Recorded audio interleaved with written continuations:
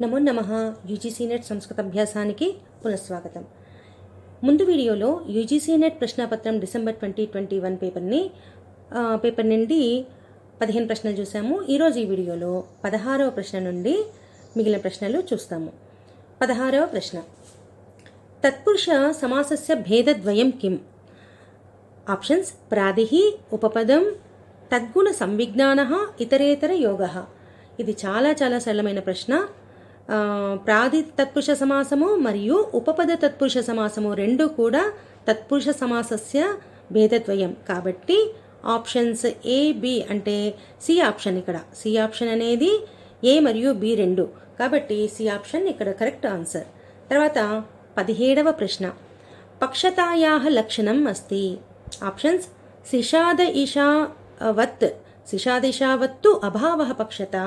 B option: సిషాద Isha విరహ సిద్ధి పక్షత.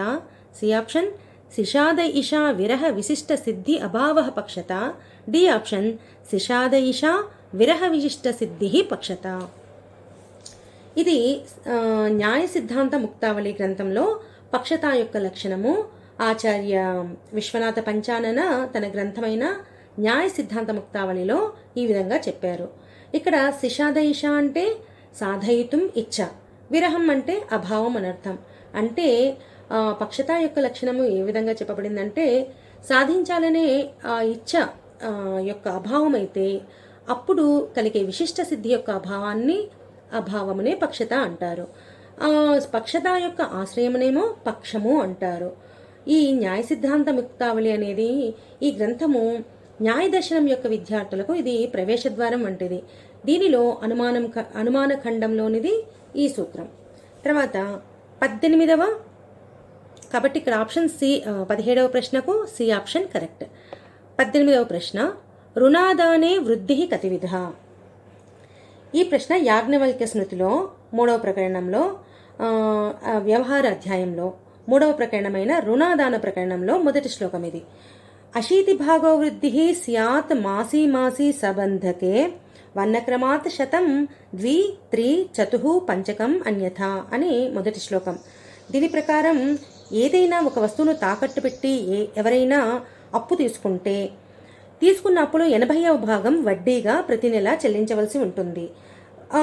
అన్యథ అంటే ఏమీ తాకట్టు పెట్టకుండా రుణం తీసుకుంటే వడ్డీ వర్ణక్రమాలను అనుసరించి 2, 3, 4, 5% ఉంటుంది. అంటే 4 విధాలుగా వడ్డీ ఉంటుంది అని చెప్పబడింది. కింద ఆప్షన్స్లో మనకు ద్వివిధ, త్రివిధ, చతుర్విధ, పంచవిధ అని ఇచ్చారు. ఆప్షన్ సి చతుర్విధ కరెక్ట్. తర్వాత 19వ ప్రశ్న, ఋగ్వేదిక క్రమేణ బ్రాహ్మణ నామాని లిఖత. అంటే ఋగ్వేదము, యజుర్వేదము, సామవేదము, అథర్వవేదము ఈ క్రమంలో ఆ వేదాలకు సంబంధించిన బ్రాహ్మణాలు కింద ఆప్షన్స్లో మనము మ్యాచింగ్ చేయాలి. ఆప్షన్స్: ఏ కౌశితికి బ్రాహ్మణం, బి సామవిధాన బ్రాహ్మణం, సి తైత్తిరీయ బ్రాహ్మణం, డి గోపత బ్రాహ్మణం. దీంట్లో కౌశితికి బ్రాహ్మణం అనేది ఋగ్వేదీయము, తైత్తిరీయ బ్రాహ్మణం అనేదేమో కృష్ణ యజుర్వేదీయము అంటే యజుర్వేదీయ బ్రాహ్మణము, సామవిధాన బ్రాహ్మణమేమో సామవేదీయ బ్రాహ్మణము, గోపదం అనేదేమో అథర్వవేదానికి ఉన్న ఒకే ఒక్క బ్రాహ్మణ గ్రంథం ఇది. కాబట్టి సి ఆప్షన్ కరెక్ట్ ఆన్సర్. 20వ ప్రశ్న, అధోలిఖితం కథనద్వయం ఆశ్రిత్య సముచితం ఉత్తరం చినుత. కథనం 1, ఉత్పత్తి విధౌ కర్మణః కరణత్వేన అన్వయః. దానికి కారణము ఉత్పత్తి విధౌ కర్మణః సాధ్యత్వేన అన్వయః.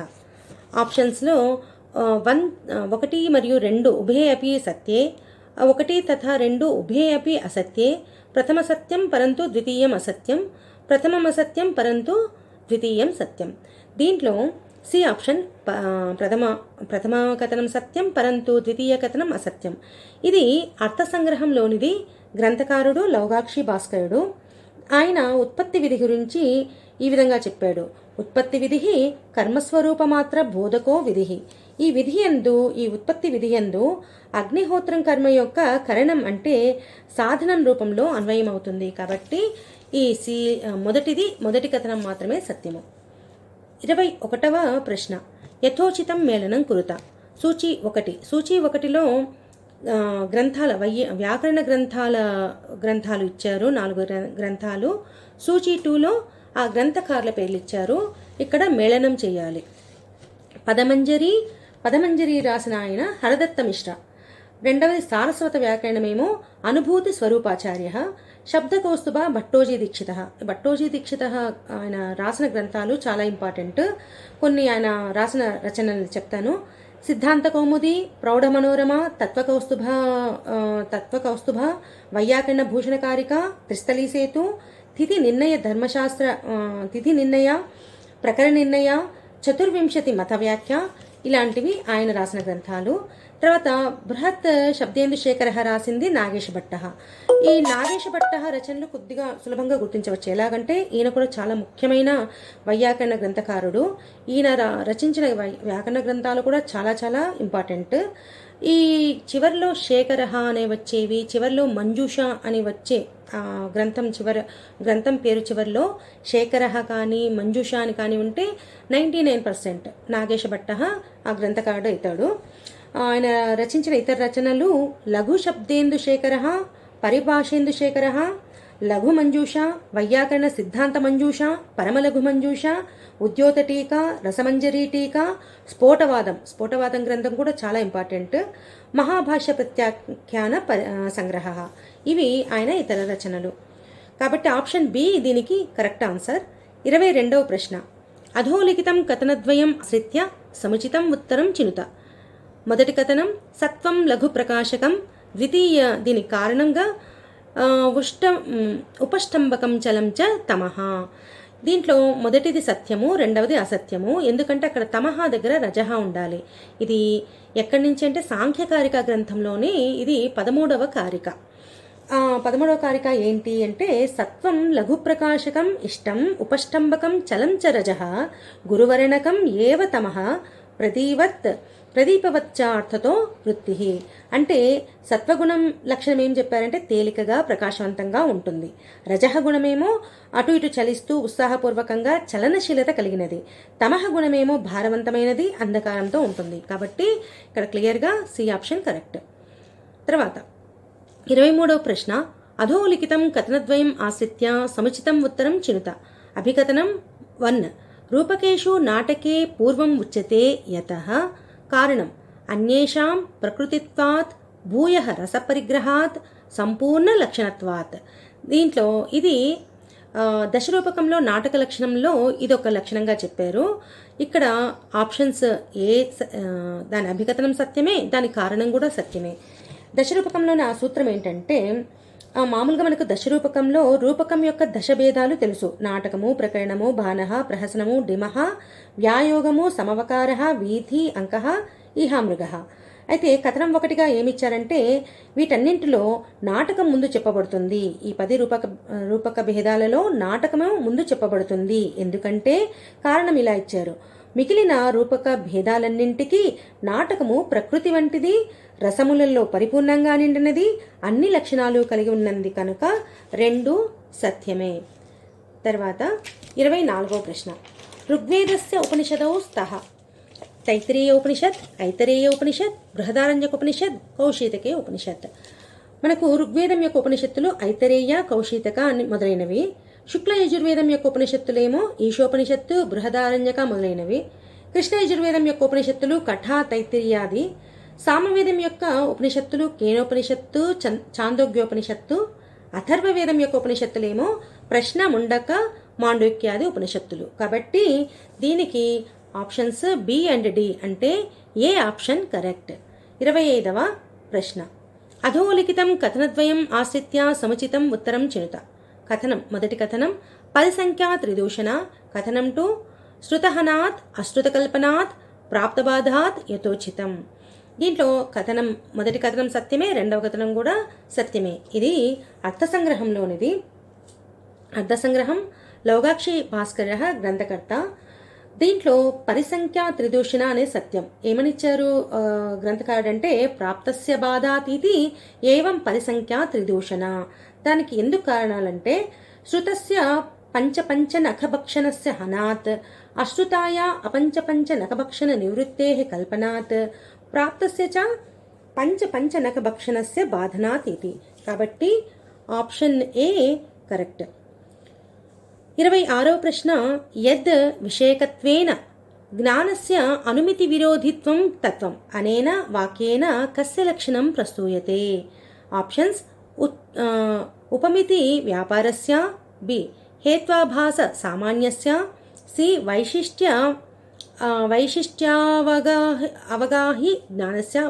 అవగాహి జ్ఞానస్య, డి విరుద్ధ అర్థాపత్తేః. దీనికి బి ఆప్షన్ కరెక్ట్.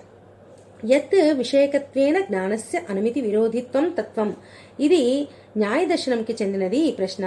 హేత్వాభాసం యొక్క శాబ్దిక అర్థము హేతు యొక్క ఆభాస, అంటే హేతు లేనప్పటికీ హేతు ఉన్నట్లు భ్రమ కలగటం, అది హేత్వాభాసం అనబడుతుంది.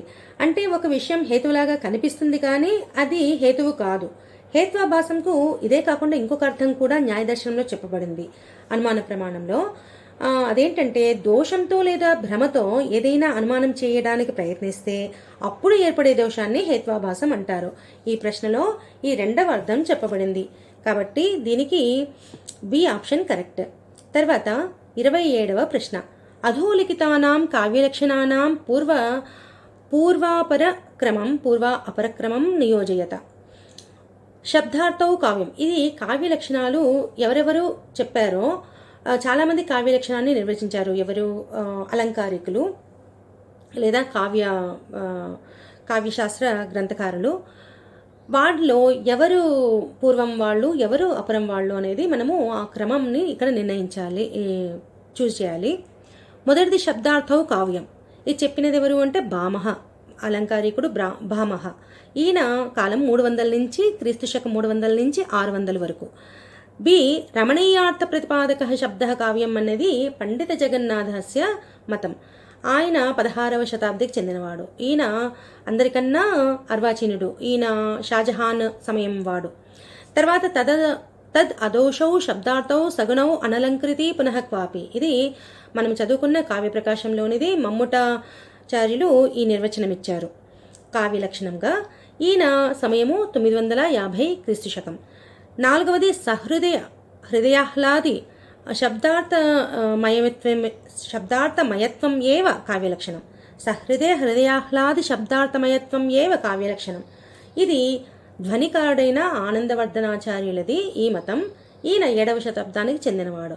కాబట్టి ఈ కాలక్రమం ప్రకారము డి ఆప్షన్ కరెక్ట్ ఆన్సర్. తర్వాత 28వ ప్రశ్న వ్యవహారస్య పాదాన్ క్రమేణ నియోజయత. యాజ్ఞవల్క్య స్మృతిలోని వ్యవహార అధ్యాయంలోని మొదటి ప్రకరణంలో మనం వ్యవహారానికి 4 పాదాలు ఉంటాయని యాజ్ఞవల్క్య స్మృతికి సంబంధించిన వీడియోలో చెప్పుకున్నాము. వాటి పేర్లు వరుసగా ఇక్కడ మనకి ఇచ్చారు. ఆప్షన్స్లో ఉత్తరపాద, క్రియాపాద, సిద్ధిపాద, భాషాపాద అని ఇచ్చారు. ఆ 4 పాదాలని మనం వాటిని క్రమంగా చూస్ చేయాలి, ఇక్కడ చెప్పాలి. అంటే వీటిలో వరుసగా మొదట భాషాపాదం ఉంటుంది, 2వది ఉత్తరపాదం ఉంటుంది, 3వది క్రియాపాదం, 4వది సిద్ధిపాదం. వీటి గురించి వివరంగా మనము యాజ్ఞవల్క్య స్మృతిలోని వీడియోలో చెప్పుకున్నాము. క్లుప్తంగా చెప్పాలంటే భాషాపాదంలో వ్యవహారం నడిచినప్పుడు ఎవరైనా ఇద్దరు వ్యక్తుల మధ్యలో ఎవరైతే ఆరోపిస్తున్నారో అతన్ని అర్థి అంటారు, ఎవరి మీద ఆరోపణ చేయబడుతుందో అతన్ని ప్రత్యర్థి అంటారు. అర్థి తను లిఖితపూర్వకంగా దేని గురించి వివాదం జరుగుతుందో అది అన్ని వివరాలంటే సంవత్సరము, నెల, పక్షము, తన పేరు, ఆ రోజు, తన పేరు, జాతి అన్నిటితో కూడా వివాదం ఏంటో లిఖితపూర్వకంగా రాస్తే దాన్ని మొదటి పాదము భాషాపాదం అంటారు. అది ఎవరి సమక్షంలో చేయాలంటే ప్రత్యర్థి సమక్షంలోనే ఇది చేయాలి ఇదంతా. అప్పుడు ప్రత్యర్థి 2వ పాదంగా ఉత్తరపాదం, ఆయన సమాధానం ఇవ్వాలి. లేదు నేను ఈ వాదంలో నా తప్పు లేదు, లేదా ఇది ఇలా జరిగింది అని ఆయన కూడా లిఖితపూర్వకంగా ఆయన ఇచ్చే సమాధానాన్ని ఉత్తరపాదం అంటారు. 3వది క్రియాపాదం ఏంటంటే ఈ అర్థి చేసిన ఆరోపణలు ఊరికే ఆరోపణ చేస్తే కుదరదు, ఏదో ఒక ప్రమాణాలు చూపించాలి. ఆ ప్రమాణాలు, సాక్ష్యాలు అవి కూడా లిఖితపూర్వకంగా నమోదు చేయాలి. అది క్రియాపాదం. 4వది సాధ్య సిద్ధిపాదము లేదా సిద్ధిపాదము. దీంట్లో ఆరోపణలు, ప్రమాణాలు, సాక్ష్యాలు అన్నీ పరిశీలించి రాజు లేదా సమూహం, వ్యవహారానికి సంబంధించిన విభాగము ఏమి న్యాయం చెప్తుందో, నిర్ణయం తీసుకుంటుందో అది సిద్ధిపాద. కాబట్టి దీని ప్రకారం ఏ ఆప్షన్ ఇక్కడ కరెక్ట్ ఆన్సర్. ఇక్కడితో ఈ వీడియో ముగుస్తుంది. మిగిలిన ప్రశ్నలు మరొక వీడియోలో. నమస్సంస్కృతాయ.